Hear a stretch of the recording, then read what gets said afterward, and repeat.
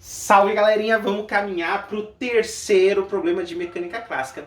Antes de a gente começar a resolver esse problema, que é o problema do plano inclinado, veja só, você já deve ter percebido que em mecânica clássica, principalmente a partir dos últimos dois problemas, que a gente o resolve de forma analítica. O que isso significa? Que a gente monta o problema para variáveis gerais e acaba encontrando uma solução em função daquelas variáveis. Então a gente não fica fazendo muito exemplo no sentido, e se o ângulo for esse, se o ângulo for aquele, porque a gente analisa o problema de plano completo. Então, de forma completa. Então quando eu estou falando de plano inclinado, você vai perceber que resolver o problema a partir das técnicas elementares, técnicas da mecânica clássica, te faz resolver todos os problemas de plano inclinado. Porque quando você tiver que resolver um problema específico, basta você substituir os valores que você já conhece. Então aqui eu desenhei um plano inclinado. Esse ângulo de inclinação é marcado por θ e esse bloco ele está sob a ação de algumas forças, que é a força-peso. E essa força-peso, como ela não age sozinha no movimento, existe uma componente que é a força normal, que faz com que esse bloco não entre para dentro do plano inclinado. Por quê? Porque essa força-peso ela pode ser decomposta em duas direções. Eu já vou aproveitar aqui um outro desenho para a gente ir decompondo essa força-peso. Então eu tenho um ângulo θ. E eu posso decompor essa força-peso quando eu coloco um sistema de referência. Por exemplo, um sistema de referência em que o eixo esteja de acordo, o eixo x, né, esteja alinhado com a descida do plano. Né? Então quando eu faço isso, ó, veja que vai existir uma componente de força-peso, que eu vou chamar força-peso na direção x, que puxa o bloco para a direção da descida da rampa. E uma condição, que é a força-peso na direção y, que tenta empurrar o bloco para dentro do plano. Só que ele não consegue efetivamente, porque o plano resiste a esse movimento. Essa resistência que o plano está fazendo é a força normal que é gerada tanto no bloco como no plano. Entretanto, nesse caso especial, a gente está fazendo o diagrama de corpo livre pro bloco. Então a gente acaba tendo a normal. E um caso até um pouquinho mais geral, considera também uma força de atrito. Eu vou colocar essa força F aqui, que é a força de atrito, que é, vamos supor, é uma das suposições que a gente pode fazer, proporcional à força normal. Então, o que faz com que o bloco desça é o fato de que existe uma força resultante aqui, tá? Então, eu vou marcar essa força resultante como a soma desses dois vetores, desses três vetores, a força-peso, a normal e a força F, né? E esse resultante todo, ele vai apontar na direção da descida que está para cá, né? Então vai ter uma força resultante que eu vou chamar de R. E essa força resultante que vai definir como que o problema vai funcionar. Então eu vou poder escrever pela lei de Newton que a resultante é igual a massa vezes a aceleração do sistema. E a aceleração já na direção que eu desejo, que é na direção x. Lembre-se que a gente está definindo x como a direção de descida, né, de rampa, né? Da rampa. Então, vamos pensar como que a gente poderia, a partir dessa decomposição de forças, escrever a solução desse problema. Porque eu posso escrever essa decomposição para as duas direções, para a direção x e para a direção y. Olha só primeiro em relação à direção vertical. Nessa vertical em relação ao plano, né? Nessa direção que está aqui, a força normal e a força PY, elas são iguais. Por que eu sei que elas são iguais? Porque quando eu faço o somatório disso aqui, isso tem que ser igual à aceleração na direção Y. E na direção Y não tem nenhuma aceleração. Por quê? Porque o bloco, como eu comentei, tanto não entra como dentro do plano, como ele não salta, não está descendo saltando. Então a aceleração desse bloco na direção normal ao plano é zero.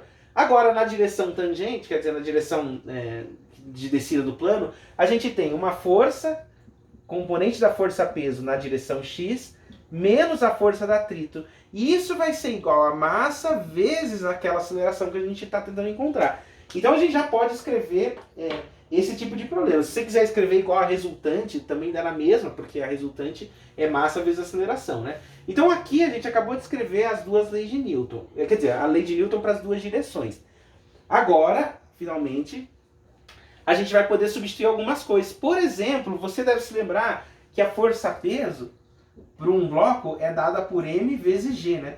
E você pode decompor cada uma dessas forças-peso, né?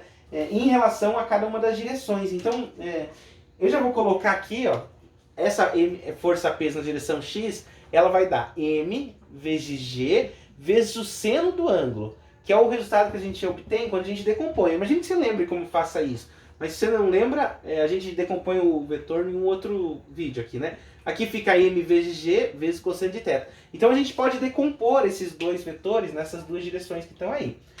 De forma que eu posso finalmente escrever algumas relações. Nessa primeira relação aqui, veja o que eu vou encontrar. Ó, FPY vai ser mg cosseno θ. E isso é igual a normal. Então eu já consigo escrever a normal em função de mg cosseno θ. Agora, essa fpx, veja que ela é dada por mg seno de θ. Menos essa força de atrito, vamos supor que ela é proporcional à força normal. Isso faz sentido, não faz? Porque, veja, que quando você está tentando arrastar um bloco num plano inclinado, é muito mais difícil você arrastá-lo se ele estiver mais pressionado contra o plano, né, contra a superfície, do que menos. Então, por exemplo, se o bloco está levemente encostado, empurrá-lo é mais fácil do que se você estiver esmagando e tentando empurrar. Então veja que essa ideia que eu estou te passando é o fato de que a força de atrito ela é proporcional ao vetor normal. E é isso que eu coloquei aqui. E essa constante de proporcionalidade é chamada de μ. Ela vai variando de material para material, né? Por exemplo, superfícies mais rugosas, elas são mais difíceis de você arrastar. Enquanto se você tiver uma superfície lisa, ele desliza mais facilmente. Então esse coeficiente que está aqui vai guardar essa informação para a gente, né? E isso aqui vai dar igual a m vezes a. Você deve se lembrar, o nosso objetivo é encontrar a aceleração do sistema. Então você pode substituir as duas equações para ver o que acontece. Ó. A gente vai ficar assim, ó. M vezes A é igual mg seno de θ menos μ vezes a normal. Então vai ficar mg seno de θ menos μ vezes a normal. A normal é mg cosseno de θ. Agora, quando você substitui, simplifica a massa, ó, porque tem massa em todos os termos, e coloca tanto g em evidência, o que a gente acaba obtendo é a aceleração é g vezes seno de θ menos μ vezes cosseno de θ. Essa expressão que a gente acabou de encontrar mostra pra gente qual que é a aceleração do sistema. Então, veja que a gente acabou de resolver, a princípio, esse problema. Porque, dada a aceleração, por aquelas equações da cinemática, você vai resolvendo o problema. Você encontra a velocidade, encontra a posição. Mas eu quero fazer uma análise desse resultado para ver se isso faz sentido do ponto de vista do plano inclinado. Vamos tirar um pouquinho de informação aqui para ver se a gente consegue trabalhar com a solução agora desse problema. Veja que, enquanto eu vou pensando, né, sobre isso, veja que nessa disciplina em especial, né, quando a gente fala de mecânica clássica, você precisa ter um pouquinho de cuidado para desenvolver essas contas que eu estou fazendo um pouco rápido, com bastante calma para ver se você entendeu. Mas o meu objetivo é fazer a discussão. Então veja, eu tenho a aceleração, que é g vezes seno de θ menos μ cosseno de θ. Agora, olha só, o que acontece se o bloco estiver em repouso? Primeira coisa. Se o bloco estiver em repouso,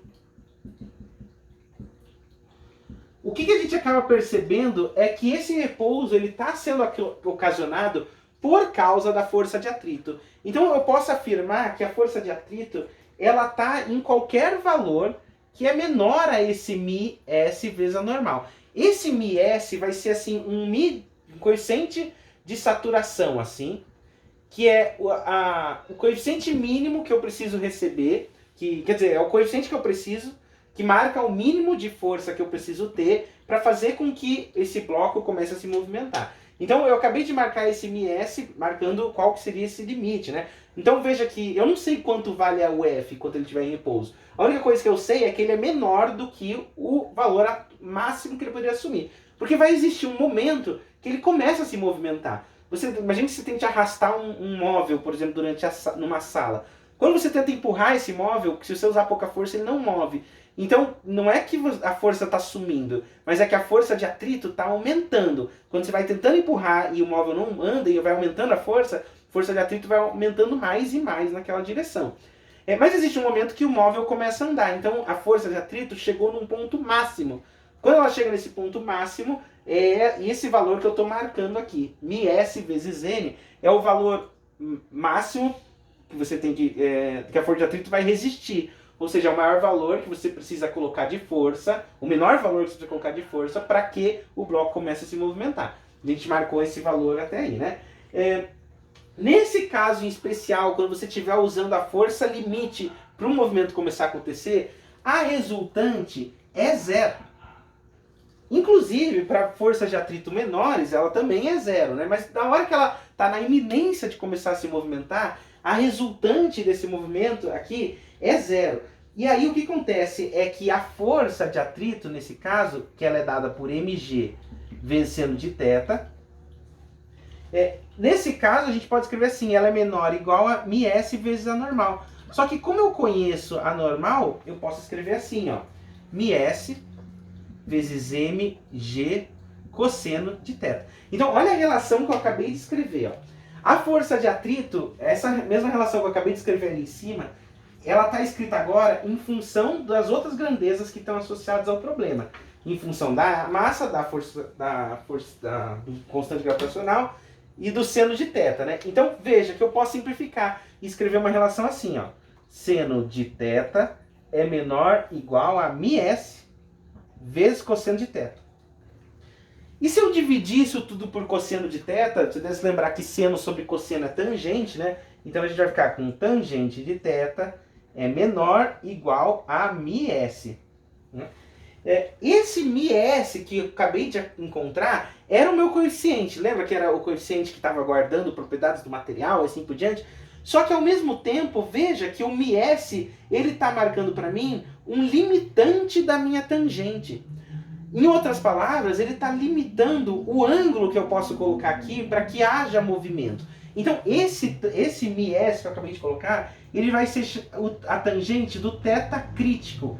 Você deve se lembrar desse termo, né? O θ crítico é o valor de ângulo necessário para que um bloco comece a se movimentar. Então, você deixa o bloco encostado aqui, em vez de você aplicar força no bloco, você vai mudando a rampa. Vai ampliando a rampa, uma hora o bloco vai começar a descer. Qual que é essa hora em termos de ângulo, né? É o θ crítico. Então note que o bloco vai estar em repouso quando F for menor ou igual a μsn, só que isso aqui não faz sentido porque não é observável. Agora eu tenho uma grandeza que é observável. Se o meu θ, sendo θ maior do que θ crítico, não permanecerá em repouso. E aí sim acontecerá movimento. Então veja, a condição no problema do plano inclinado para que o bloco comece a se movimentar é que o ângulo seja maior do que o ângulo crítico. Isso é relevante. Então se quiser manter o objeto em repouso, o ângulo, esse ângulo do plano inclinado, tem que ser menor que o ângulo crítico. Então, quer dizer, por exemplo, quando eu coloco, olha só a minha capacidade de equilibrar, quando eu coloco o pincel aqui, ele não desliza. Eu posso continuar aumentando o ângulo, ele não desliza. Vai existir um ângulo crítico, se a minha camisa não atrapalhar, ele vai começar a deslizar e vai cair. Então é isso que a gente está marcando aqui. Esse ângulo crítico ele existe e ele é marcado por aqui. Então esse é um valor que a gente pode pesquisar. Agora, sobre a força de atrito, a gente não consegue investigar tão facilmente, porque, mais uma vez, não é uma grandeza observável. Então agora a gente consegue resolver o terceiro problema elementar de mecânica clássica. Tem mais um ou mais dois, não me lembro, você vai descobrir olhando a lista de vídeos aí na sequência, tá bom? Tchau!